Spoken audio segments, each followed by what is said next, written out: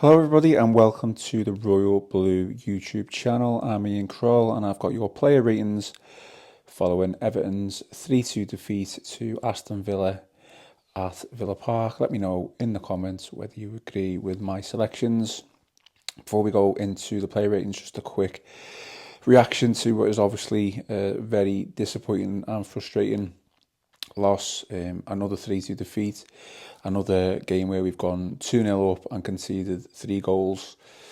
2 weeks we've waited for this game, hoping to put things right, hoping to put Bournemouth to bed, and by no means did I expect to win here today. A point probably would have been seen as a win from my point of view, but as mentioned, to go 2-0 up and again to concede 3 goals just like we did against Bournemouth, albeit over a longer period of time, it's just criminal. There was no major inquest from Sean Dyche following the Bournemouth game. He didn't think there needed to be. He thought it was a freak result. That is how he described it.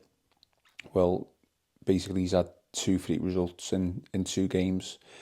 And for me, therein lies the problem. A manager who, does come out from time to time and says it is his responsibility, but he's not taking accountability, and he's a manager who's not acknowledging his mistakes. How on earth will he ever learn from them if he's not going to acknowledge his mistakes? His insistence on playing Michael Keane when we've got an £80 million centre back on the bench, it's just baffling. Clearly, the belief that Dyche was behind our excellent defensive record last season, it's just a myth. All credit and praise really should just go to Jared Branthwaite, and he can't come back quick enough. He's probably the only one who could save Sean Dyche from the sack and get him to keep his job at Everton. Until then, just stop doing things that have already failed. Stop selecting a player that isn't up to the task. At 2-0 up, we shouldn't look this vulnerable. It's scary how vulnerable we actually look.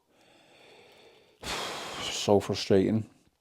To the game itself then, again, I didn't think we'd win, and I thought a point would be seen as a positive step forward. I actually thought, you could celebrate it to an extent.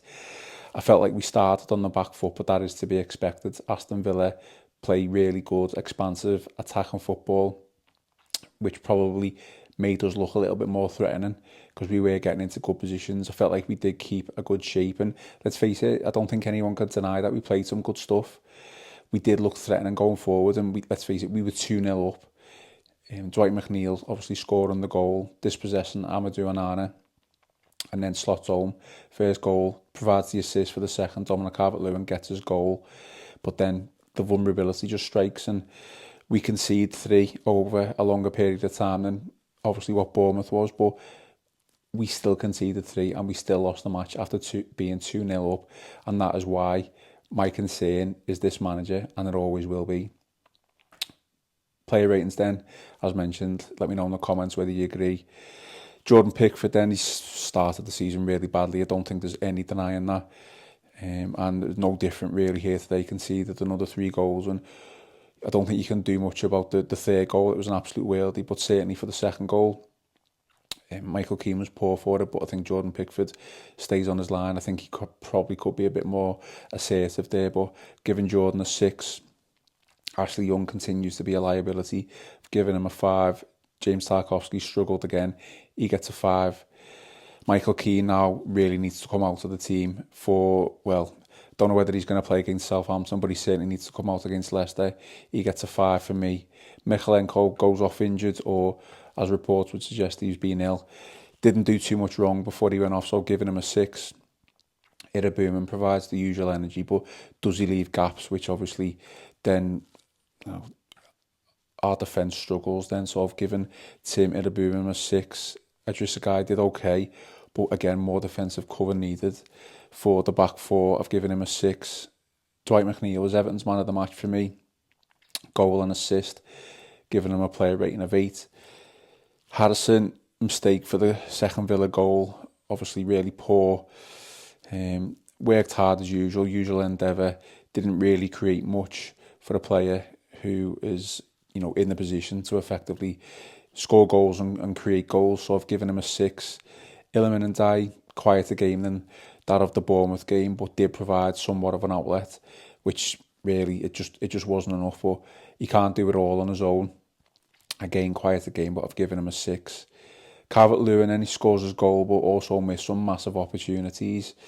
He's through on goal twice, hesitates for the first, and the defender gets back, and then the second, Villa scores straight after that, and then for the second, we've got a chance to get back in the game to make it 3-3, and he blasts it and hits the bar, just no composure whatsoever. Don't want to be too harsh on Don, because I thought he did well, and I did think he bullied the Villa defence, so I have given him a 7.